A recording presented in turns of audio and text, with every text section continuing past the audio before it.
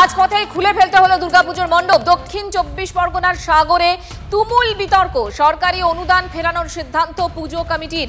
দুর্গাপুজোর থিমে কাঁচি প্রশাসনের। কেন পুজোর থিম থেকে বাদ অপারেশন সিঁদুর? প্রশ্ন তুলে সরব পুজো উদ্যোক্তারা। এবারে থিম ছিল অপারেশন সিঁদুর। আমরা কার্ডে ছাপিয়েছি, আমরা ফেস্টুন ব্যানার দিয়েছি, বিবিধ জায়গায় প্রচার হয়েছে, কিন্তু কিছু প্রশাসনিক চাপের ফলে আমাদেরকে এটা পিছিয়ে যেতে হয়েছে। আমরা বন্ধ করে দিয়েছি। প্রশাসনের তরফে কি এই থিমটার জন্য চাপ? হ্যাঁ, থিমের জন্য চাপ। এই থিমটা করা যাবে না। কারা বললো এই চাপটা? না, এর নাম বলবো না, নাম বলা যাবে না। প্রশাসনিকভাবে বললাম। আপনাদের সাগরের স্থানীয়? হ্যাঁ, সাগরের স্থানীয় প্রশাসন। আমরা একটা সিদ্ধান্ত করেছি যে সরকারি যে অনুদানটা আমাদের দেয় পুজোতে, আমরা সেটা প্রশাসনকে ফেরত দিয়ে দেবো। এই মুহূর্তে শুভেন্দু আমাদের সঙ্গে রয়েছেন, আমাদের প্রতিনিধি। শুভেন্দু, কি কারণে খুলে ফেলতে হবে এই থিম? পুজোর মণ্ডপ খুলে ফেলা হয়েছে, কারণটা কি?